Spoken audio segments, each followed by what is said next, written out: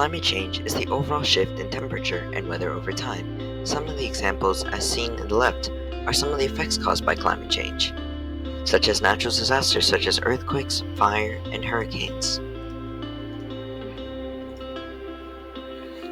The main cause of climate change is burning fossil fuels such as oil, gas, and coal.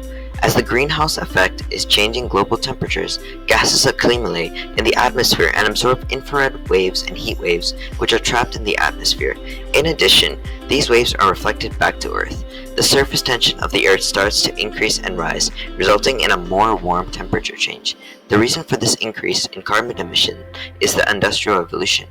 Human activity, when associated with these fossil fuels, is able to lead to climate change. Since the beginning of the Industrial Revolution, people have burned more and more fossil fuels, with the deforestation occurring. This results in carbon transferring to the atmosphere. Therefore, the climate just ends up getting warmer.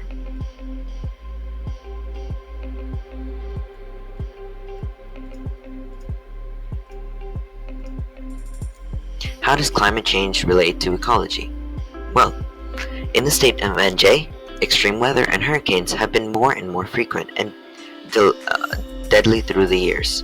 Superstorm Sandy, a prominent disaster, not only destroyed $70 billion worth of man-made structures, but also destroyed the habitats and ecosystems around the coastal areas. According to the National Wildlife Federation, quote, "The powerful winds from Sandy have blown many seabirds inland, and this will cause them to end up in unusual places, sometimes hundreds of miles away from their home habitat." End quote. Although it may be scary for some of the birds to be in a new environment, it can actually end up being beneficial. The birds in a new ecosystem could be considered invasive and bring a new apex predator or a species without any predators into the ecosystem. This could completely disrupt the environment, creating a competition with other apex predators if it was an apex predator. Competition occurs when two organisms have the same niche in an environment. Usually, the one that is better adapted to the environment will survive. In the case that the invasive bird is better adapted, the other apex predator will go extinct in the environment. However, this is just one of the many different possible scenarios.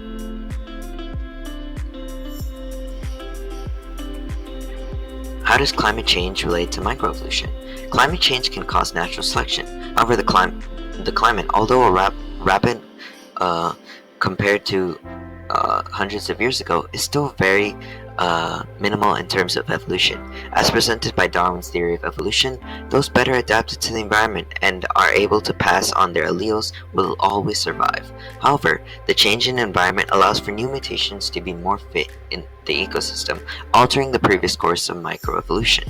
As shown in a study published by the journal Science, quote, "Plants and animals can evolve to adapt to these changes if climate variability is linked to natural selection." Unquote. Climate variability is change in precipitation or temperature over time.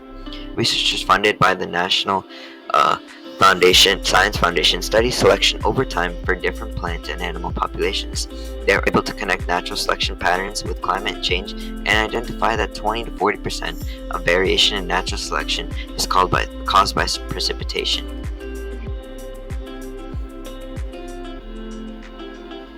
Climate change in NJ has affected NJ's annual temperature, sea level, precipitation, and extreme events. New Jersey's temperature has risen by 4 degrees Fahrenheit. This is 1.9 times the global average. By 2100, NJ's temperature is predicted to have increased 5 to 8 or 8 to 14 degrees Fahrenheit.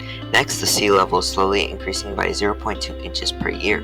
Higher sea levels pose a threat to freshwater coastal ecosystems by corrupting them with salt. Storms and high tides are at high risk. It is predicted that by the end of the century, sea levels in NJ will increase by 4 to 6 feet. Additionally, precipitation, otherwise known as rainfall, has grown by 7% since the early 1900s.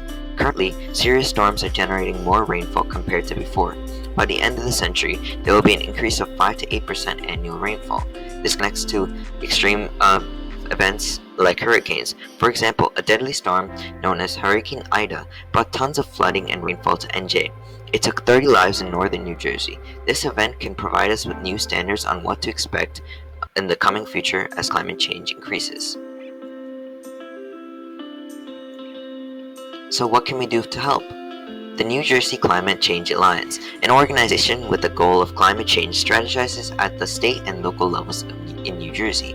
People and participants include representatives of the public and people from categories and occupations ranging from emergency management, business, energy, engineering, farming, to community planning. This alliance's purpose is to integrate science with evidence from many different points of view through the voices of people and its members, furthermore informing short and long-term climate change as well as its consequences. Is only one solution in NJ that looks to mitigate climate change. Governor Phil Murphy also plans to reduce greenhouse gases emission. He has a goal of creating 100% clean energy economy with an 80% reduction in state-generated greenhouse gases by 2050. According to the official site of NJ, it is important to take action which can be done in numerous ways. One of the ways to reduce energy, meaning that it is recommended to unplug electronics when they are not in use as energy is being wasted. It is highly important to consider using a power strip with an on and off switch to make it easier to unplug. As shown on the left, 42% of New Jersey's greenhouse gas emissions come from transportation. As a result, it is also highly recommended for businesses to encourage their employees to carpool, purchase electric vehicles, and use public transportation. In addition, installing a workplace charging station is also a great solution. Installing solar panels can save money on your electric bill and also use less electricity from the grid sources that are typically high in emissions. Lastly, conserving water is another way that can reduce emissions, so it is 100% recommended to not waste water at any given time. Thank you.